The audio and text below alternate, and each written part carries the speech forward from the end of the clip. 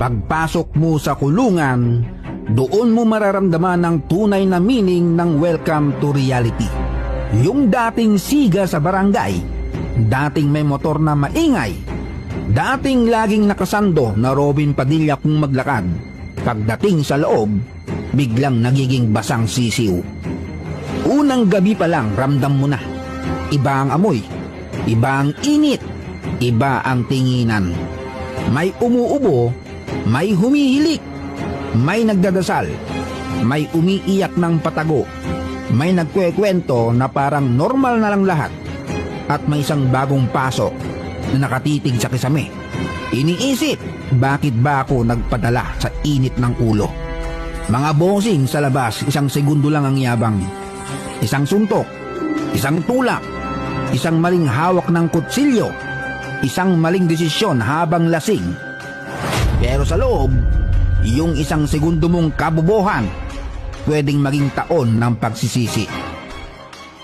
Dito mo malalaman ang tunay na matapang, hindi yung marunong manakit. Ang tunay na matapang, yung marunong umatras bago lumala. Dahil sa kulungan, walang rewind. Pag sarado na ang rehas, sarado na rin ang dating buhay mo. Sa kulungan, ang space ay luxury. Kahit isang dangkal na lugar para makahilata, jackpot na.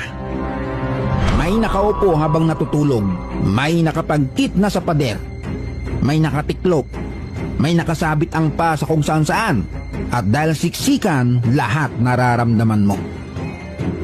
Pag uminit ang panahon, sabay-sabay kayong pinapawisan.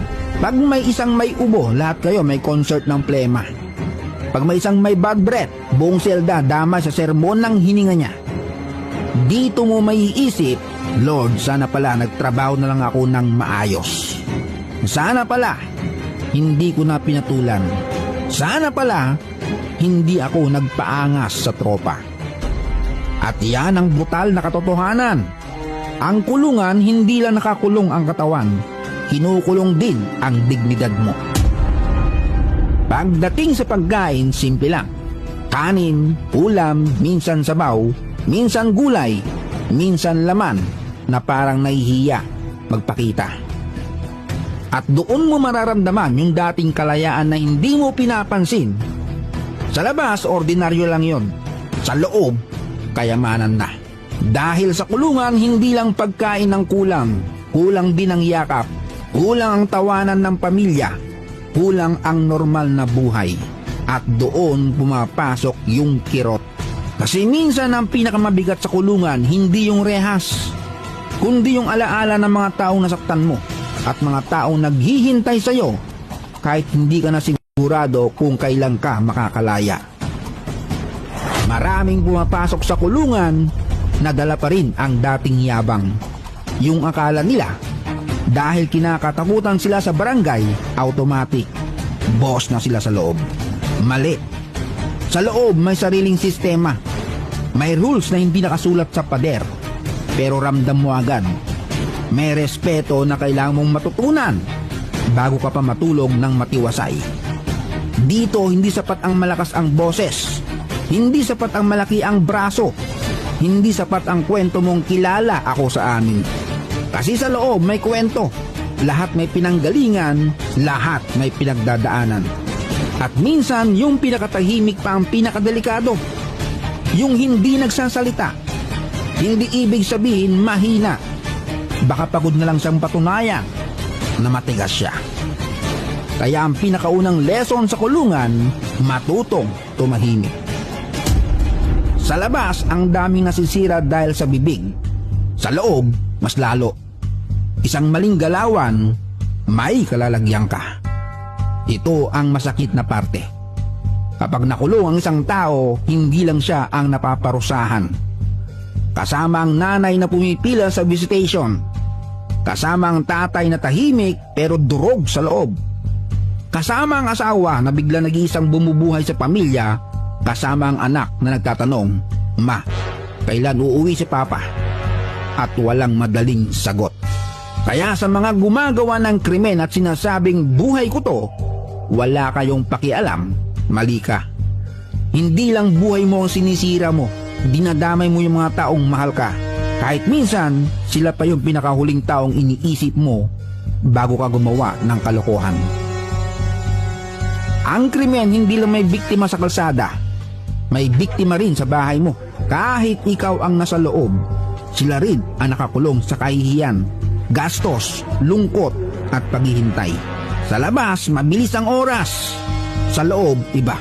Ang isang araw parang isang buwan. Ang buwan, parang habang buhay. Lahat may permiso, lahat may oras, lahat may bantay.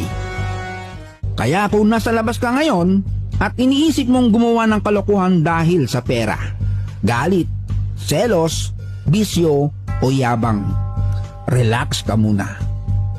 At ito ang dapat maintindihan ng lahat. Hindi ibig sabihin na may kasalanan ng isang tao. Pwede na siyang tratuhin na parang hindi tao. May batas, may parusa, pero dapat may dignidad pa rin. Kasi ang layunin ng kulungan hindi lang magpakulong. Dapat may pag-asa rin magbago. Pero paano magbabago ang tao kung araw-araw siyang dinudurog ng siksikan, init, gutom, takot at kawalan ng pag-asa? Diyan papasok ang mas malalim na usapan. Ang kulungan ay dapat babala sa kriminal. Pero dapat hindi rin ito pabrika ng mas malalim na galit. Hindi lahat ng nasa kulungan ay pare-pareho. May iba talagang gumawa ng mabigat na kasalanan na dapat lang nilang pagbayaran. May iba na damay. May iba naghihintay pa ng hatol. May iba biktima rin ng kahirapan, bisyo, maling barkada at maling desisyon. Pero sa loob, may mga taong sumusubok magbago. At doon mo makikita na kahit sa pinakamadilim na lugar, may mga taong naghahanap pa rin ng liwanag. Ngayon, para sa mga nasa labas na feeling immortal, yung akala nila laging makakalusot. Yung akala nila may tropang sasalo. Yung akala nila kayang takbuhan lahat. Makinig ka. Hindi lahat ng maling gawain nahuhuli agad. Pero lahat ng maling gawain may resibo. Minsan korte ang sisingil, minsan konsensya, minsan pamilya mo, minsan anak mo, minsan kinabukasan mo. At kapag dumating na ang bayaran, hindi pwedeng pakansel po. Hindi pwedeng boss, first time lang. Hindi pwedeng nadala lang ng barkada. Kaya bago ka gumawa ng krimen, isipin mo muna, kaya mo bang matulog sa sahig na siksikan? Kaya mo bang kumain ng malayo sa pamilya? Kaya mo bang marinig ang anak mong nagtatanong kung bakit hindi ka makauwi? Kung hindi, ayusin mo buhay mo ngayon pa lang.